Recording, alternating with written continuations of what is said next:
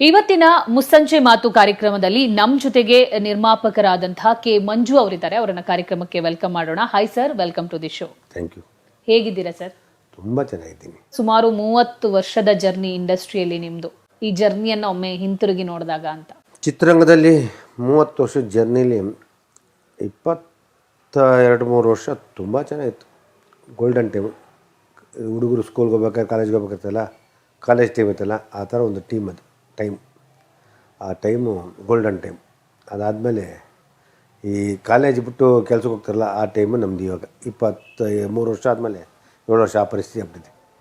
ಯಾಕೆಂದರೆ ಅದು ಚಿನ್ನದ ಏನು ಮಾಡಿದ್ರು ಮಣ್ಣಿದ್ರೂ ಚಿನ್ನ ಸಿಗೋವಂಥ ಜಾಗ ಇತ್ತು. ಇವಾಗ ಚಿನ್ನ ತೊಗೊಂಡ್ರೆ ಮಣ್ಣು ತರೋದು ಕಷ್ಟ ಆಗ್ಬಿಡುತ್ತೆ. ಆ ಪರಿಸ್ಥಿತಿ ಚಿತ್ರರಂಗದಲ್ಲಿ. ಕೆ ಮಂಜು ಅವರು ಕೊಬ್ಬರಿ ಮಂಜು ಅಂತಾನೆ ಫೇಮಸ್ಸು. ನಿಮ್ಮ ಫ್ಯಾಮಿಲಿ ಬಗ್ಗೆ ಚಿಕ್ಕದಾಗಿ ಹೇಳೋದಾದ್ರೆ? ನಮ್ಮ ತಂದೆ ಕೊಬ್ಬರಿ ವ್ಯಾಪಾರ ಮಾಡ್ತಾರೆ. ನಾನು ಅವ್ರ ಜೊತೆ ಸೇರಿಕೊಂಡು ಕೊಬ್ಬರಿನ ಮಾರ್ತಾಯಿದ್ದೆ. ಅದಕ್ಕೆ ನನ್ನ ಕೊಬ್ಬರಿ ಮಂಜು ಅಂತಾರೆ. ತದನಂತರ ನಾನು ನಮ್ಮ ತಂದೆ ವ್ಯಾಪಾರ ಬಿಟ್ಬಿಟ್ಟು ಸ್ಟಾಪ್ ಮಾಡಿಬಿಟ್ಟು ಊರಿಗೆ ಹೋಗ್ಬಿಟ್ರು ನಮ್ಮ ತಂದೆ. ಆಮೇಲೆ ನಾನು ಆಟೋ ಓಡಿಸಿದ್ದೆ. ಆಟೋ ಮಂಜು ಅಂತ ಹೇಳ್ತಾರೆ. ವ್ಯವಹಾರ ಮಾಡೋಕೆ ಅದಕ್ಕೆ ಕೊಬ್ಬರಿ ಮಂಜು ಅಂತ ಆಟೋ ತಪ್ಪೇನಿಲ್ಲ. ಅವ್ರವ್ರ ಖುಷಿಗೆ ಯಾರು ಕರಿತಾರೆ ಅವ್ರಿಗೆ ಇಷ್ಟ ಆಗುತ್ತೆ ಅದಾಗುತ್ತೆ. ನಮ್ಮ ತಂದೆಗೆ 4 ಜನ ಮಕ್ಕಳು. 4 ಜನ ಮಕ್ಕಳಲ್ಲಿ ಒಂದು ಅಕ್ಕ, ಒಂದು ಅಣ್ಣ, ಒಂದು ತಂಗಿ, ಒಂದು ನಾನು. 4 ಜನ ಮಕ್ಕಳು. ನಾವು ತುಂಬ ಬಡತನದಿಂದ ಬಂದವರು. ಕಷ್ಟ ಬಿದ್ದು ಶ್ರಮ ಪಟ್ಟರೆ ಫಲ ಸಿಗುತ್ತೆ, ಒಳ್ಳೇದಾಗುತ್ತೆ ಅನ್ನೋದಕ್ಕೆ ಕಾರಣ ಉದಾಹರಣೆ ನಾವೇ ಆಗುತ್ತೆ ಅಂತ ಕಾಣುತ್ತೆ. ನನ್ನ ಮನೇಲಿ 2 ಮಕ್ಕಳು. ಮಗ ಚಿತ್ರರಂಗದಲ್ಲಿದ್ದಾನೆ, ಮಗಳು ಇಟಾಲಿ ಓದ್ತಾ ಇಲ್ಲಿ. ನಮ್ಮ ಅಳಿಯೋನು ಇಲ್ಲೇ ಇರೋದು ಬೆಂಗಳೂರು. ಇಬ್ಬರು ಅವ್ರು ಹೋಗ್ತೀವಿ, ಬೇಡಪ್ಪ ನಮ್ಮ ಜೊತೆಲಿ ಇರ್ರಿ, ಯಾಕೆ ಹೋಗ್ತೀರಾ ಅಂತ ಹೇಳ್ಬಿಟ್ಟು ಅವ್ರು ಮಾತ್ರ ಇಟ್ಟಿದ್ದೀವಿ. ಸರ್, ನೀವು ಹುಟ್ಟಿದ್ದು ಬೆಳೆದಿದ್ದಲ್ಲ ಎಲ್ಲಿ? ರೈತಾಪಿ ಕುಟುಂಬ. ನಾವು ಗ್ರಾಮೀಣ ಪ್ರದೇಶ. ನಮ್ಮದು ತುರುವೇಕೆರೆ ತಾಲೂಕು ಜಡೈ ಮಹೇಶಂದ್ರ ಅಂತ ಜಗ್ಗೇಶು ನಮಗೂ ಅಕ್ಕಪಕ್ಕ ಊರು. ಅಲ್ಲಿ ಸೊರವನಹಳ್ಳಿ ಒಂದು ಗ್ರಾಮದಲ್ಲಿ ನಾವು ಹುಟ್ಟಿದ್ದು. ನಮ್ಮ ತಂದೆ ಅವ್ರು 7 ಜನ ಅಣ್ಣ ತಮ್ಮದರು. ನಮ್ಮ ತಾತ ಅಕ್ಕಿ ನರಸೇಗೌಡರು ಅಂತ ದೊಡ್ಡ ಫ್ಯಾಮಿಲಿ. ಆ ಫ್ಯಾಮಿಲಿ ಹುಟ್ಟಿದವರು. ನಾವು ಅಲ್ಲಿ ಹಳ್ಳಿ ಜೀವನ ನಮ್ಗೆ ನಮ್ಮ ತಾಯಿ ಬೆಂಗಳೂರು. ಹಳ್ಳಿ ಜೀವನ ವಾತಾವರಣ ಸೂಟ್ ಆಗಿಲ್ಲ. ಅದಕ್ಕೆ ನಾವೆಲ್ಲ ನಮ್ಮ ತಾಯಿ ಬೆಂಗಳೂರು ಕರ್ಕೊಂಡ್ಬಿಟ್ರು. ಕೆ ಅಂದರೆ ಏನು? ಕೊಬ್ಬರಿ ಮಂಜುನ ಅಥವಾ ಬೇರೆನಾ? ಕೆ ಅಂದರೆ ಕರಿಯಪ್ಪ ಮಂಜು ಅಂತ ಆ್ಯಕ್ಚುಲಿ ಕರೆಯೋದು. ಕೆಲವು ಕೊಬ್ಬರಿ ಅಂತ ತಿಳ್ಕೊತಾರೆ. ಏನು ಮಾಡೋಕ್ಕಾದಕ್ಕೆ ಹೆಂಗಾರು ಅವ್ರವ್ರು. ಆ್ಯಕ್ಚುಲಿ ಕೆ ಅಂದರೆ ಕೆ ಮೀನ್ಸ್ ಕರಿಯಪ್ಪನ ಮಗ ಮಂಜು ಅಂತ. ಅಪ್ ಟು ಹೈಸ್ಕೂಲೆಲ್ಲ ಇಲ್ಲೇ ಓದಿದ್ದು. ಇಲ್ಲಿ ಮಿಡ್ಲ್ ಸ್ಕೂಲೆಲ್ಲ ಬೆಂಗಳೂರು ಜಿ ಕೆ ಕಾರ್ಪೊರೇಷನ್ ಸ್ಕೂಲಲ್ಲಿ ಓದಿದ್ದು. ಅಂದರೆ ಫಸ್ಟ್ ಸ್ಟ್ಯಾಂಡರ್ಡಿಂದ 7th ಗಂಟ ಬೆಂಗಳೂರು ಕಾರ್ಪೊರೇಷನ್ ಸ್ಕೂಲ್ ಅಂತ ಶಂಕರ್ಪುರದಲ್ಲಿದೆ, ಅಲ್ಲಿ ಓದಿದೆ. ಶಂಕರ್ಪುರ ಆಮೇಲೆ ನಾವು ಇಲ್ಲಿ ಕೆಟ್ಟೋಗ್ತಾರೆ ಅಂತ ತಾಯಿ ಇದ್ದವರು ಹಳ್ಳಿಗೆ ಕರ್ಕೊಂಡು ಹೋಗ್ಬಿಟ್ರು. 7th, 8th, 9th, 10th ಎಲ್ಲ ಹಳ್ಳಿಲೇ ಓದ್ದು. ಆಮೇಲೆ 10th ಫೇಲ್ ಆಗೋಯಿತು. 10th ಆದಮೇಲೆ ನಾನು ITI ಟ್ರೈನಿಂಗ್ ಮಾಡೋದು. ನಮ್ಮಲ್ಲಿ ITI ಟ್ರೈನಿಂಗ್ ಕಳಿಸಿದ್ರು. ITI ಟ್ರೈನಿಂಗ್ ಮುಗಿಸೋ BML ಅಲ್ಲಿ ನನಗೆ ಟ್ರೈನಿಂಗ್ ಮಾಡಿದ್ರು. ವೆಲ್ಡರ್ ನಾನು ಆ್ಯಕ್ಚುಲಿ ಟೆಕ್ನಿಷಿಯನ್ ವೆಲ್ಡರ್ ಮಾಡಿದ ತಕ್ಷಣ ನನಗೆ BML ಆದಮೇಲೆ ಒಂದು 3 ವರ್ಷಕ್ಕೆ ಅಪಾಯಿಂಟ್ಮೆಂಟ್ ಬಂತು. ಅಷ್ಟೊತ್ತು ಕಾಲ ನಾನು ಬೇರೆ ಫೀಲ್ಡ್ ಬಂದಿದ್ದ ಇದು ಹೋಗಲ್ಲ ಅಂತ ಗೊತ್ತಾಗಿ ಅದು ಕ್ಯಾನ್ಸಲ್ ಮಾಡಿದೆ. ನಮ್ಮದು ತಿಪ್ಟೂರಿಂದ ಕೊಬ್ಬರಿ ತರ್ತದ್ದು. ಓಸಲ್ಲಿ ತಿಪ್ಟೂರಿಂದ ಕೊಬ್ಬರಿ ತೊಗೊಂಬರ್ತದ್ದು. ಕೊಬ್ಬರಿ ತಂದಾಗ ನಾವು ಇಲ್ಲಿ ವಾರಕ್ಕೆ ಒಂದು 6-7 ಮೂಟೆ ತರೋರು. ತಂದಾಗ ನಾನು ನಮ್ಮ ತಂದೆ ಇಬ್ಬರು 2 ಬ್ಯಾಗಲ್ಲಿ ಸೆಂಟ್ರ್ ಸೈಕಲ್ ಹಾಕ್ಕೊಂಡು ಇಲ್ಲಿಂದ ನಾವು ಅಂಗಡಿಗೆ 2 kg 1 kg ಥರ ಮಾರ್ಕೊಂಡು ಹೋಗ್ತಿದ್ದೆವು. ಆಮೇಲೆ ಒಂದು ವಾರ 10 ದಿನ ಬಿಟ್ಟು ದುಡ್ಡು ಕೊಡೋರಲ್ಲ. ಇಲ್ಲಿಂದ ರಾಜಾಜಿನಗರ, ಯಶವಂತಪುರ, ಅಲ್ಲಿ ಗಂಟ ತಳ್ಕೊಂಡು ಹೋಗ್ತಾಯಿದ್ದೆ. ತುಂಬ ಸ್ಟ್ರಗಲ್ ಬಿದ್ದಿದೆ. ಯಶವಂತಪುರ, ಪೀಣ್ಯ, ದಾಸರಳ್ಳಿ ಎಲ್ಲ ಒಂದೊಂದು ದಿನ ಒಂದೊಂದು ರೋಡು ಆ ಥರ ಮಾಡೋದು. ಒಂದು ವಾರಕ್ಕೆ 7 ಮೂಟೆ ಮಾರ್ತಿದ್ದು. ಆಮೇಲೆ ಎಲ್ಲ ಕಾರ್ಯಕ್ರಮ ತಿರ್ಗಾ ನೆಕ್ಸ್ಟ್ ತರೋರು. ಆ ರೀತಿ ನಾವು ಮಾಡಿದ್ವಿ ವ್ಯಾಪಾರ. ಮಂಜು ಸರ್ದು ಲವ್ ಮ್ಯಾರೇಜಾ ಅರೇಂಜ್ ಮ್ಯಾರೇಜಾ? ನಾನು ಒಂದು 2-3 ಹೃದಯಪೂರ್ವಕ ಲವ್ ಮಾಡಿದ್ದೆ. ಲವ್ ಅಂದರೆ ಅವಾಗೆಲ್ಲ ಪ್ಯೂರ್ ಲವ್ ಬಿಡಿ, ತುಂಬ ನಿಜವಾದ ಲವ್ ಮಾಡಿ ಆವಾಗ ಅವ್ರು ಯಾರು ನಮ್ಮನ್ನು ಒಪ್ಪಿಲ್ಲ ಅಂದರೆ ಮಂಜು ಆಟೋ ರಶ್ ಓಡಿಸ್ತಾನೆ, ಹೆಂಗೆ ಯಾರು ಕೊಡೋದು ಹೆಣ್ಣು ಅಂತ ಸಾಮಾನ್ಯವಾಗಿ ಯಾರೇ ಹೆಣ್ಣಿರೋರು ಹೇಳ್ತೇ ಮಾಡ್ತಾರೆ. ಆ ಹುಡುಗರೆಲ್ಲ ಏನು ಪೋಲಿಗಳು, ಈ ಆಟೋ ರಶ್ ಓಡಿಸ್ತಾರೆ, ಏನಿಲ್ಲ ಕೆಲಸ ಇರಲ್ಲ, ಇವರೆಲ್ಲ ಹೆಂಡ್ತಿ ಸಾಕ್ತಾರೆ, ಮಕ್ಕಳು ಸಾಕ್ತಾರೆ. ಅವರು ಮಕ್ಕಳನ್ನ ಚೆನ್ನಾಗಿ ಸಾಕಿರ್ತಾರೆ. ಒಂದು 2-3 ಜನ ಲವ್ ಮಾಡಿದ್ದೆ, ಅವರೇ ಕೈಕೊಟ್ಬಿಟ್ರು. ಸರಿ, ಏನು ಮಾಡೋದು? ಆಮೇಲೆ ಮನೇಲಿ ನೋಡಿದ್ದು ಮದುವೆ ಆಗಿತ್ತು. ಸರ್, ನಿಮ್ಮ ಲವ್ ಸ್ಟೋರಿ ಬಗ್ಗೆ ಹೇಳಿ ಸರ್. ಈಗ ಹೇಳಿದ್ರಿ 2-3 ಲವ್ ಮಾಡಿದ್ದೆ ಅಂತ. ಸೊ ಯಾವಾಗ? ಹೈಸ್ಕೂಲ್ ಡೇಸಲ್ಲಿ ಮಾಡಿದ್ದ ಅಥವಾ? ಹೈಸ್ಕೂಲ್ ಬಿಟ್ಟಾಗ್ತು. ಅವಾಗೆಲ್ಲ ಲವ್ ಇರಲಿಲ್ಲ ಬಿಡಿ. ಅವಾಗೆಲ್ಲ ಆ ಕಡೆ ಚಡ್ಡಿನೇ ಇರ್ತಿರಲಿಲ್ಲ, ಲವ್ ಎಲ್ಲ ಮಾಡೋಕ್ಕೆ. ನಾನು ಆಟೋ ರಿಕ್ಷಾ ಓಡಿಸಾದ್ಮೇಲೆ ನಾನು ಒಂದು ಕವಾಸುಕಿ ಬಜಾಜು ಬೈಕ್ ಇಟ್ಟಿದ್ದೆ. ಫ್ಯಾಷನ್ ಆಗಿತ್ತು, ತುಂಬ ಚೆನ್ನಾಗಿತ್ತು. ಅವು ಗುಮಾಟಗಿಸಲ್ಲಿ ಅವಾಗ ಪಿಕ್ಚರ್ ಕೇಸ್ ತುಂಬ ಆಯಿತು. 87, 88 ಅಲ್ಲ, 87, 88, 85, 86, 87 ಸಿಕ್ಕಾಪಟ್ಟೆ ಸಿನಿಮಾ ಕ್ರೇಜ್ಗಳು. ಥಿಯೇಟ್ರುಗಳು ಜನ ನೋಡೋಕ್ಕೆ ಖುಷಿ ಆಗುತ್ತೆ. ಆವತ್ತಿನ ಸಿನಿಮಾನೇ ಬೇರೆ. ಅವಾಗ ನಾವು ಲೈನ್ ಆಡ್ಕೊಂಡು ಆ ಟಿಕೆಟಲ್ಲಿ 8 ಟಿಕೆಟ್ ಇಸ್ಕೊಂಡ್ಬಿಡ್ತಿದ್ದೆವು. ಯಾರು ಬರ್ತಾರೆ ಹುಡುಗಿರು ಟಿಕೆಟ್ ಕೊಡೋದು, ಕೂತ್ಕೊಳ್ಳೋ ಜೊತೆ ಕೂತ್ಕೊಳ್ಳೋದು. ಆ ಥರ ಆ ಜೀವನನೇ ಬೇರೆ ಬಿಡಿ. ತುಂಬ ಚೆನ್ನಾಗಿತ್ತು, ತುಂಬ ಚೆನ್ನಾಗಿರ್ತಿತ್ತು. ಆವಾಗ ಹುಡುಗಿ ಪಾಪ ಲವ್ ಮಾಡಿದ್ರು, 1-2 ಮಾಡಿದ್ರು. ಅವ್ರಿಗೆ ಹೇಳ್ಕೊಳಕ್ಕೆ ಮನೇಲಿ ಕಷ್ಟ. ಅವ್ರ ಮಲ್ಲಪ್ಪಲ್ಲ ಅವ್ರು ಹೇಳಿದ್ರು ಅವಾಗ ನಡಿ ಓಡೋಬಿಡ ಅಂತ ನನಗೆ ಕೇಳಿದ್ದೀನಿ, ಮದುವೆ ಮಾಡ್ಕೊಂಬಿಡ ಅಂದರೆ. ಹೌದು ಮದುವೆ ಮಾಡ್ಕೊಂಬಿಡ್ತೀರಾ, ಆಮೇಲೆ ಏನು ಮಾಡ್ತೀರಾ, ಹೆಂಗೆ ಮಾಡ್ತೀರಾ? ಅಯ್ಯೋ ಭಗವಂತ ಇದ್ದಂಗೆ, ಭಗವಂತ ಅಲ್ಲ ನೀವು ನೋಡೋದು ಅಂತ ಈ ಥರ ಹೇಳ್ಬಿಟ್ಟು ನಮ್ಮನ್ನು ಎದುರಿಸ್ಬಿಡೋರು. ಆ ಮೂಮೆಂಟಲ್ಲಿ ಹೋಗಿದ್ರೇನೋ ಆಗ್ತಿಲ್ಲ ಗೊತ್ತಿಲ್ಲ, ಎದುರಿಸ್ಬಿಡೋರು. ಅದರಿಂದ ಅದು ಸಕ್ಸಸ್ ಆಗಿಲ್ಲ. ಇವತ್ತೆಲ್ಲ ಫೀಲ್ ಮಾಡೋದು, ತುಂಬ ಜನ ಫೀಲ್ ಮಾಡ್ತಾರೆ, ನಾನು ಮಿಸ್ ಮಾಡ್ಕೊಂಬಿಟ್ಟೆ ಅಂತ. ನಾನು ಇವೆಲ್ಲ ಫ್ರೀ ಇದ್ದೀವಿ ಬನ್ನಿ ರೇಗಿಸ್ತಾ ಇರ್ತೀನಿ. ಇನ್ನೊಂದರಿಂದ ಲವ್ ಅಂದರೆ ನಿಜವಾದ ಲವ್. ಅವಳ ಮನೆಯಿಂದ ಇಷ್ಟು ಸುಮಾರು ಅರ್ಧ ಕಿಲೋಮೀಟರ್ ಇಲ್ಲೇ ನಿಂತ್ಕೊಂಡು ನೋಡ್ತಾಯಿದ್ದು. ಅವತ್ತೇನು ಒಂದು ಲೆಟ್ರ್ ಬರೀಬೇಕು, ಒಂದು ಲೆಟ್ರ್ ಕೊಡಬೇಕು ಅಂದರೆ ಎಷ್ಟು ಕಷ್ಟ ಆಯಿತು. ಕೊಟ್ಬಿಟ್ಟು ಜೀವ ಡಗ ಅನ್ನೋದು ಏನು ಅಂದ್ಬಿಡ್ತಾರೋ ಹೇಳ್ಬಿಡ್ತಾರೋ. ಅವಾಗೆಲ್ಲ ತುಂಬ ಇವಾಗೆಲ್ಲ ಚಾಟು, ಒಂದು ಸೆಕೆಂಡ್ ಏನು ಕಟ್ ಮಾಡಿ ಇನ್ನೊಬ್ಬ ಇರ್ತಾನೆ. ನಮ್ಮದೆಲ್ಲ ನಿಜವಾದ ಪ್ಯೂರಿಟಿ ಲವ್ ಬಿಡಿ. ಆ ಲವ್ ಮಾಡೋಕ್ಕೆ, ಅವ್ಳು ನೋಡೋಕ್ಕೆ ಖುಷಿ ಬೀಳ್ತಿದ್ದೋ, ಅವ್ಳು ಸ್ಕೂಲಿಗೆ ಹೋಗಿ ಹಿಂದೆ ಹೋಗ್ತಾಯಿದ್ದೋ, ಫಾಲೋ ಮಾಡ್ತಾಯಿದ್ದೋ. ಅವಾಗ ನಮ್ಮದೆಲ್ಲ ಬೈಕ್ ಇತ್ತು, ಬಾ ಕೂತ್ಕೊಳೋದು, ಅವಳು ಬೇಡ ಹಿಂಗೆ ಹೋಗೋದು, ಇವೆಲ್ಲ ಹೇಳೋದಲ್ಲ. ಆ ಜೀವನನೇ ಬೇರೆ, ಆ ಖುಷಿನೇ ಬೇರೆ. ಎಲ್ಲರೂ ಹಣೆ ಬರ ಅನ್ನೋದು ಇರ್ತದಲ್ಲ, ಅದರಿಂದ ಋಣಾನುಬಂಧ ಏನಾಗುತ್ತದೆ. ಪಾಪ ನಮ್ಮ ಶ್ರೀಮತಿಯವರು ಇಟ್ಸ್ ವೆರಿ ಗುಡ್. ತುಂಬ ನೋಡಿ ಮದುವೆ ಆಗಿದೆ. 2 ಹುಡುಗಿ ನೋಡಿದ್ರು. ಒಂದು ಕನಕಪುರದಲ್ಲಿ ನೋಡಿದೆ, ಸೆಟ್ಟಾಗಿಲ್ಲ. ಇನ್ನೊಂದು ನಮ್ಮ ಪ್ಯಾಲೇಸ್ ಗುಡ್ಡ ನೋಡಿದೆ. ಆಮೇಲೆ ಯಾರು ನಮ್ಮ ಸ್ನೇಹಿತರು ಗೊತ್ತಿದ್ದು ಒಂದು ಹುಡುಗಿದ್ದು ನೋಡ್ತೀವಿ ಅಂದರೆ ಅವರು ತುಂಬ ನಾವೇ ಬರ್ತಂದು ಅವತ್ತು ಅಂಥದ್ದೇನಿಲ್ಲ. ನಾವು ಅವ್ರು ಓಕೆ ಅದು ಮದುವೆ ಮಾಡಿಕೊಂಡು ನಮ್ಮ ಮದುವೆ ಆದಮೇಲೆ ನನ್ನ ಹೆಂಡತಿ ಬಂದ ಲಕ್ಷಣನ ಕಾಲ್ಗೊಂಡನ ಗೊತ್ತಿಲ್ಲ, ಸಕ್ಸಸ್ ಅಭಿವೃದ್ಧಿನೂ ಚೆನ್ನಾಗಾಯಿತು. ನಿಮ್ಮ ಹೆಂಡತಿ ಏನಂತಾರೆ? ನಿಮ್ಮ ಲವ್ ಸ್ಟೋರಿಗಳೆಲ್ಲ ಹೇಳಿದ್ದೀರಾ ಅವರಿಗೆ? ನನ್ನ ಹೆಂಡತಿ ಏನಂತ ಅಯ್ಯೋ ಒಂದು ಸತಿ ಏನು ಮಾಡ್ಬಿಟ್ಲು ಅಂದರೆ, ನಾನು ಸುಮ್ಮನೆ ಯಾವುದೋ ಮೂಡ ಕೂತಿದ್ದ ಕೇಳಿದೆ, ರೀ ನಿಮ್ಮ ಹತ್ರ ಏನಮ್ಮ ಅಂದೆ. ನೀವು ಲವ್ ಮಾಡಿದ್ದು ಯಾರು ಇದ್ದಾರೆ ಎಂದು ಆಲ್ಫಾಬೆಟ್ ಪ್ರಕಾರ ಹೇಳೋದು. ಯಾವ ಹುಡುಗಿ ಮಾಡಿದ್ಯಾ, ನಾನು ಸುಮ್ಮನೆ ಇಲ್ಲದೇನೋ ಒಂದು ಹಚ್ಚಿಬಿಟ್ಟೆ. ಆಮೇಲೆ ರಿಪೇರಿ ಆಯಿತು ಏನಮ್ಮ ನನ್ನೆಲ್ಲಾಯ್ತು ಬಿಟ್ಟಿದ್ದಾರೆ ಕೇಟಿ ಅಂದೆ. ಸರ್, ಈಗ ಯಾವ ಇಯರಲ್ಲಿ ನಿಮ್ಮ ಮದುವೆ ಆಯಿತು? ಈಗ ನೀವು ಫಸ್ಟ್ ಟೈಮಲ್ಲೇ ನೋಡಿ ಒಪ್ಕೊಂಡ್ರ? ಆ ಟೈಮಲ್ಲಿ ಏನಾದರೂ ಡಿಮಾಂಡ್ಸ್ ಇತ್ತಾ ನಿಮ್ಮ ವೈಫಿಗೆ? ಬಂದ ಮೇಲೆ ನಿಮಗೆ ಯಾವ ಥರ ಸಪೋರ್ಟಿವ್ ಆಗಿ ನಿಂತರು ಅಂತ ಹೇಳಿ? ನಮ್ಮ 1993 ಮ್ಯಾರೇಜ್ ಮಾಡಿಕೊಂಡೆ. ನಾವು ಡಿಮ್ಯಾಂಡ್ ಏನು ಕೇಳಿಲ್ಲ. ನಮ್ಗೆ ಒಳ್ಳೆ ಜನ ಒಳ್ಳೆ ಆಗಬೇಕು ಅಂದ್ಕೊಂಡು, ಒಂದು ಹೆಣ್ಣು ಯಾರದೇ ಮನೆಗೆ ಹೋಗಲಿ, ಒಂದು ಗೃಹಿಣಿ ಯಾವ ರೀತಿ ಇರಬೇಕು ಅನ್ನೋದನ್ನು ಅರ್ಥ ಮಾಡ್ಕೊಂಡು ನಮ್ಮ ಶ್ರೀಮತಿಗೆ ನಾನು 100ಕ್ಕೆ 99.9 ಮಾರ್ಕ್ಸ್ ಕೊಡ್ತೀನಿ. ನಿಮಗೆ ಸಿನಿಮಾ ಮಾಡಬೇಕು ಅಂತ, ಸಿನಿಮಾ ನಿರ್ಮಾಣ ಮಾಡಬೇಕು ಅಂತ ಯಾಕೆ ಅನಿಸಿದ್ದು? ಯಾವ ಇಯರಲ್ಲಿ ನೀವು ಇಂಡಸ್ಟ್ರಿ ಕಾಲಿಟ್ರಿ ಅಂತ? ನಾವು ಕಲಾಸ್ಪಳದಲ್ಲಿ ಆಟೋ ಕನ್ಸಲ್ಟೆಂಟು, ಆಟೋ ಫೈನಾನ್ಸ್ ಎಲ್ಲ ಬ್ರೋಕರ್ ಎಲ್ಲ ಮಾಡ್ಕೊಳೋದು. ಒಂದು ಸತಿ ನಮ್ಮ ಬಿ ರಾಮಮೂರ್ತಿಯಿಂದ ನಿರ್ದೇಶಕರು ಚಿತ್ರರಂಗದಿಂದ ಬಂದರು, ಯಾರೋ ಮುಖಾಂತರ ಬಂದರು. ಸರ್ ಈ ಥರ ಅವ್ರಿಗೂ ಒಂದು 5 ಲಕ್ಷ ಫೈನಾನ್ಸ್ ಬೇಕು. ಸರಿ ಕೊಡ್ಸಾದ್ಮೇಲೆ ಸಿನಿಮಾ ಮಾಡಿ ಯಾಕೆ ಮಾಡಬಾರ್ದು ಸರ್? ಸಿನಿಮಾ ಗೊತ್ತಿಲ್ಲ ಸರ್. ಇಲ್ಲ ಸರ್ ಸಿನಿಮಾ ಮಾಡಿ ಸರ್ ಚೆನ್ನಾಗಿರ್ತದೆ ಅಂದರೆ. ಆವಾಗ ನಾವು ಫಸ್ಟು ಒಂದು ಅನಂತ್ ವಿನಯ್ ಪ್ರಸಾದ್ ಇಟ್ಟು ಒಂದು ಅನುರಾಗ ಸ್ಪಂದ ಒಂದು ಪಿಕ್ಚರ್ ಮಾಡಿದ್ರು. ಆ ಪಿಕ್ಚರ್ ಮಾಡಿದಾಗ ನಮಗೆ ಸಿನಿಮಾ ಅನ್ನೋದು ಅರ್ಥ ಆಯಿತು. ಆ ಸಿನಿಮಾ ನಾವು ರಿಲೀಸೇ ಮಾಡೋಕ್ಕಾಗಲ್ಲ. ನಮಗೆ ಸಿನಿಮಾ ಮಾಡೋಕ್ಕಾಗಲ್ಲ, ತುಂಬ ಕಷ್ಟ ಆಯಿತು.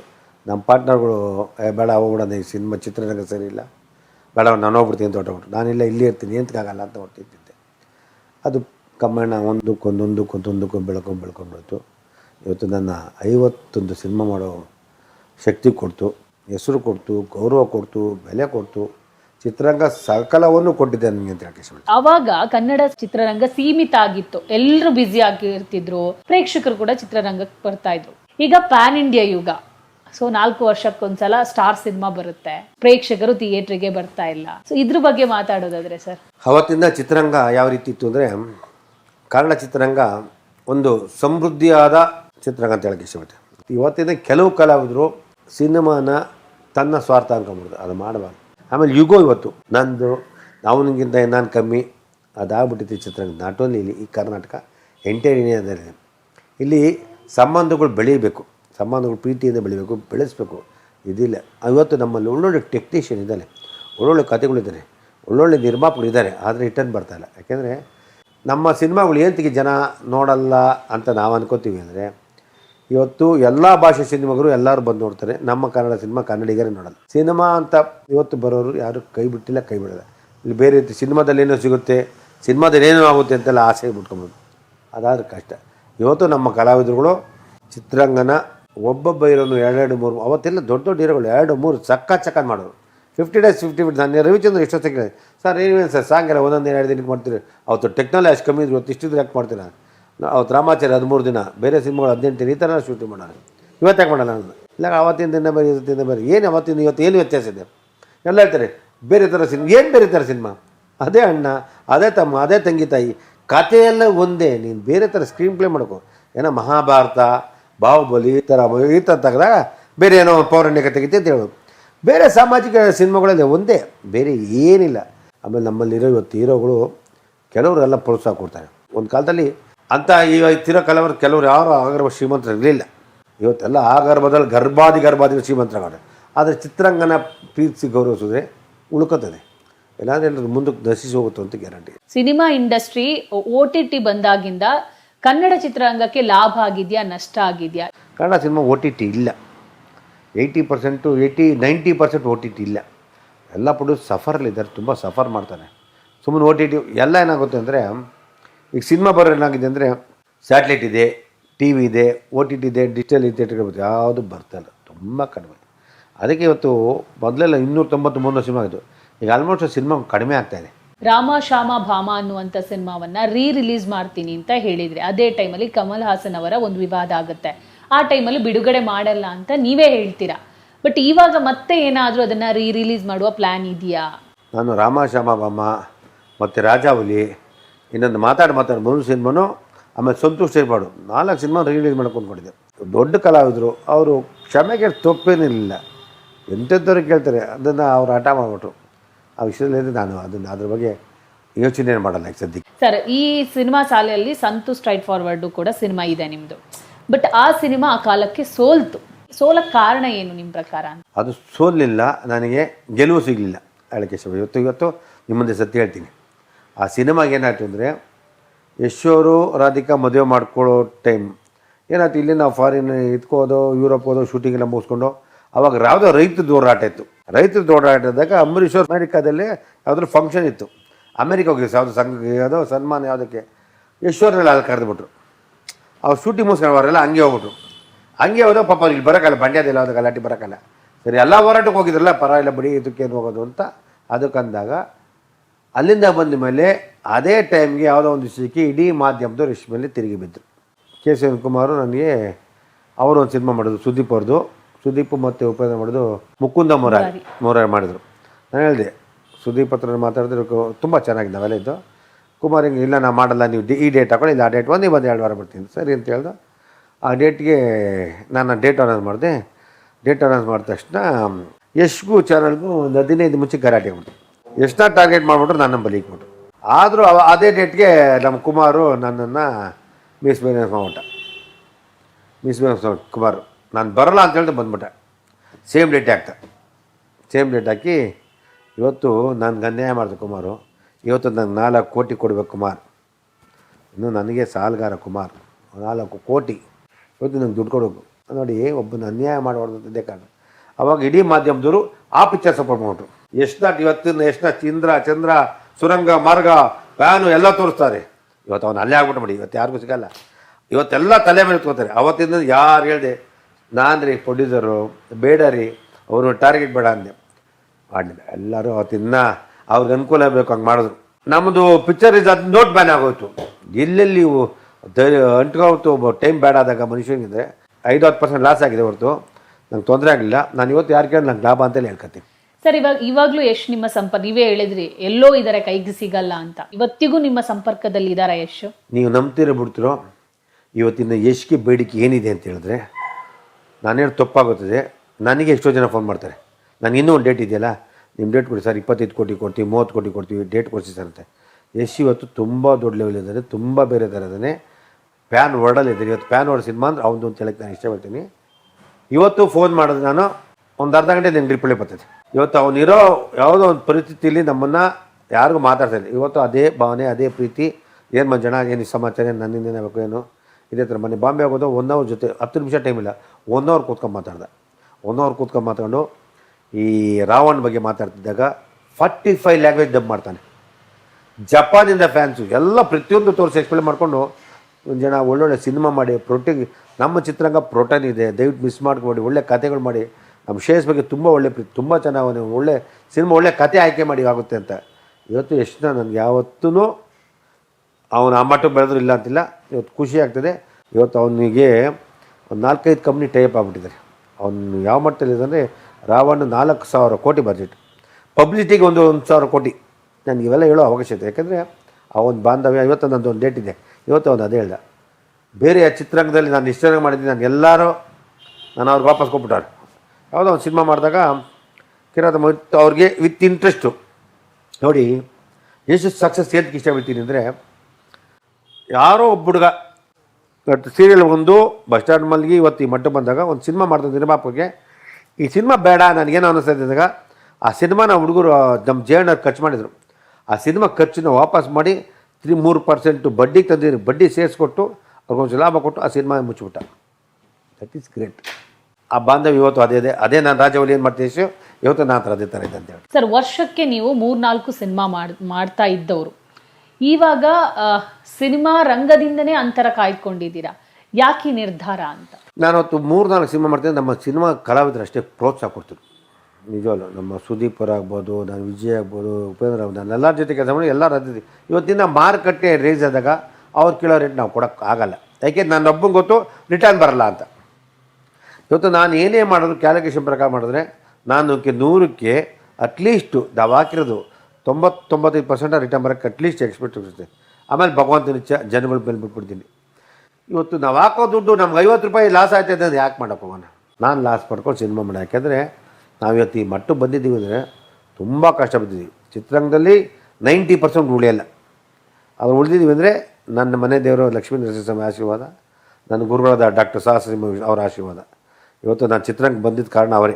ದರ್ಶನ್ ಅವರ ಜೊತೆ ಕೂಡ ನೀವು ಸಿನಿಮಾ ಮಾಡಿದ್ದೀರಾ. ಕಳೆದ 1 ವರ್ಷದಿಂದ ಅವರ ಒಂದು ಬದುಕಿನ ಬಗ್ಗೆ ಹೇಳೋದಾದರೆ, ದರ್ಶನ್ ತುಂಬ ಕಷ್ಟದಿಂದ ಬಂದಂಥ ವ್ಯಕ್ತಿ. ಅವ್ರ ತಂದೆ ದೊಡ್ಡ ಕಲಾವಿದರು. ಅವತ್ತು ನಾವೇನೋ ದೂರದಿಂದ ನೋಡಿದ ದರ್ಶನ್ ಏನಪ್ಪ ದೊಡ್ಡ ಶ್ರೀಮಂತ ಆಗರ್ಭ ಶ್ರೀಮಂತ ಅಂತ ಸಿನಿಮಾ ನೋಡಿದಾಗಂತೆ. ಅವ್ರ ಕಷ್ಟ ಅವ್ರಿಗೆ ಗೊತ್ತಿತ್ತು. ತುಂಬ ಕಷ್ಟ ಬಿದ್ದು ಬಂದ, ತುಂಬ ಗೆದ್ದ, ಜನ ಒಳ್ಳೆ ಉತ್ತಮ ಸ್ಥಾನ ಕೊಟ್ಟರು. 1 ವರ್ಷದಿಂದ ನಿಜವಾಗ್ಲೂ ಅವನು ದರ್ಶನು ಕೆಟ್ಟವನಲ್ಲ. ತುಂಬ ನನ್ನ ಯಾಕೆಂದರೆ ನಾನು ಒಂದೇ ಸಿನಿಮಾ ಮಾಡಿದ್ರು, ಅವನು ನಮ್ಮ ಥರ ಮಾತು ಕೊಟ್ಬಿಟ್ರೆ ಮಾತಾಡ್ತಾನೆ, ಅದು ಬಿಟ್ಟರೆ ಕೆಟ್ಟದ್ದಿಲ್ಲ. ಒಂದು ಸತಿ ಏನೋ ಎದುರು ಮಾತಾಡ್ತೀನಿ, ಹಿಂದೆಗಡೆ ಮಾತಾಡಲ್ಲ. ಯಾವುದೋ ಒಂದು ಅಡಚಣೆ ಆದಂಥ ನಾವು ಇವತ್ತು ಏನು ಸಫರ್ ಮಾಡ್ತಾರೆ ಅಂದರೆ, ಒಬ್ಬ ಮನುಷ್ಯನಿಗೆ ಟೈಮ್ ಬೇಡಾದಾಗ ಹಿಂಗಾಗುತ್ತೆ. ನಿಜ ಇಸ್ ವೆರಿ ಗುಡ್ ಪರ್ಸನ್, ಒಳ್ಳೆ ವ್ಯಕ್ತಿ. ದರ್ಶನ್ಗೆ ನಾನು ಯಾಕೆಂದರೆ ನಾನು ಅನ್ನೋದು ಜಾಸ್ತಿ ಇದೆ. ಯಾಕೆಂದರೆ ಅವನು ಕಷ್ಟ ಕಾಲದಲ್ಲಿ ಯಾರೂ ಆಗಿಲ್ಲ ಅಂತ ಒಂದು ಮನಸ್ಸಲ್ಲಿ ಕೊದಿತದೆ. ಅದನ್ನು ಮರ್ತುಬಿಟ್ರೆ ದರ್ಶನ್ ಥರ ಗ್ರೇಟ್ ಪರ್ಸನ್ ಇರಲ್ಲ. ಯಾಕೆಂದರೆ ಒಂದು ಕಾಲದಲ್ಲಿ ಯಾರಿಗೂ ಆಗಿರಲ್ಲ. ಕರೆಕ್ಟು, ನನಗೂ ಯಾರೂ ಆಗಿಲ್ಲ. ಇವತ್ತು ನಾವು ಆಗಬೇಕು ಅಂತೇನಿಲ್ಲ. ಅದರಿಂದ ಅದನ್ನೆಲ್ಲ ಮರೆತು ನಮ್ಮ ಚಿತ್ರರಂಗ ನಮ್ಮ ಮನೆ ಅಂದರೆ it's one of the great person. ನಿಜವಾಗ್ಲೂ ಇವತ್ತು ತುಂಬ ಅವನು ಎಷ್ಟೇ ದುಡ್ಡು ಇದ್ರೂ ನೆಮ್ಮದಿಲ್ಲ ಆ್ಯಪಲ್. ಅದರಿಂದ ಅವ್ರಿಗೆ ಒಳ್ಳೇದಾಗಲಿ. ನಿಜವಾಗ್ಲೂ ನಮ್ಮ ಇಂಡಸ್ಟ್ರಿ ಒಂದು ಒಳ್ಳೆ ಹೀರೋ, ಸ್ನೇಹಜೀವಿ, ಕೆಟ್ಟೋದು ಲೈಫಲ್ಲಿ ಯಾರಿಗೂ ಬಯಸಲ್ಲ. ಆ ಥರ ಕ್ಯಾರೆಕ್ಟರ್ ದರ್ಶನ್ ಅಂತ ಹೇಳಿ. ಸರ್, ನೀವು ಆಗಲೇ ಹೇಳಿದ್ರಿ ಡಾಕ್ಟರ್ ವಿಷ್ಣುವರ್ಧನ್ ಅವರು ನನ್ನ ಗುರುಗಳು ಅಂತ. ಸೊ ನಿಮ್ಗೆ ಯಾಕೆ ಅಷ್ಟು ಇಷ್ಟ ವಿಷ್ಣು ಸರ್ನ ಅಂತ? ನಾನು ವಿಷ್ಣುವರ್ಧನ್ ಪರಮ ಭಕ್ತ, ಫ್ಯಾನ್ಸು. ಒಂದು ಕಾಲದಲ್ಲಿ ಫ್ಯಾನ್ಸ್ ಆದಾಗ ನಾನು ಅವರು ಚಿತ್ರರಂಗದಲ್ಲಿ ನಾಗಕಾಳ ಬರುವ ನಾವು ಅವತ್ತಿಂದಲೂ ನಾವು ಅವ್ರ ಫ್ಯಾನ್ಸು. ತುಂಬ ಅವ್ರ ಕಟೌಟ್ ಗಂಗೋದಾರ ಹಾಕೋದು, ಹಾಲಾಭಿಷೇಕ ಮಾಡೋದು, ಇವೆಲ್ಲ ಮಾಡ್ತಿದ್ದೆ. ಸಿನಿಮಾ ರೌಂಡ್ ಅದಕ್ಕೂ ಅವರಿಗೋಸ್ಕರ ನಾನು ಇಲ್ಲಿ ಮನೆ ತೊಗೊಂಡಿದ್ದು. ನನ್ನ ಮನೆ JP ನಗರ ಇತ್ತು. ಅವ್ರಿಗೋಸ್ಕರ ಮನೆಯಲ್ಲಿ ತೊಗೊಂಡು ಹುಡುಗಿ ತೊಗೊಂಡು ಮನೆ ಕಟ್ಕೊಂಡಿದ್ದೆ. ಯಾಕೆಂದರೆ ಅವ್ರು ನಮ್ಮನ್ನು ಅಷ್ಟು ಪ್ರೀತಿ ಮಾಡೋರು, ಅಷ್ಟು ಹೃದಯ ಶ್ರೀಮಂತಿಗೆ ನನ್ನನ್ನು ಅಷ್ಟು ನಂಬಿದ್ದಾರೆ. ಫ್ಯಾನ್ ಆಗಿ ಅವ್ರಿಗೆ ಇಷ್ಟ ಬಿದ್ದಿದ್ದು. ವಿಷ್ಣು ಸೇನಾ ಸಮಿತಿಯಲ್ಲಿದ್ದೆ ನಾನು. ಪ್ರಸನ್ನ ನಾವೆಲ್ಲ ಜೊತೆಲಿದ್ದರು. ಇವತ್ತು ನಾವು ಪ್ರಸನ್ನ ನಾವೆಲ್ಲ ಇದೇ ಟಚ್ಚಲ್ಲಿದ್ದೀವಿ. ಏನಕ್ಕೆ ಅಂದರೆ ಅವ್ರು ಕಂಡ್ರೆ ಒಂದು ಭಾರಿ ರೆಸ್ಪೆಕ್ಟ್, ಪ್ರೀತಿ. ಅವ್ರಿಗಾದ ನೋವುಗಳು ಇವೆಲ್ಲ ಆದಾಗ ನಾನು ಅವ್ರ ಹೆಚ್ಚಿಗೆ ತಲೆ ಅವ್ರ ಜೊತೆ ಸೇರ್ಕೊಂಬಿಟ್ಟು.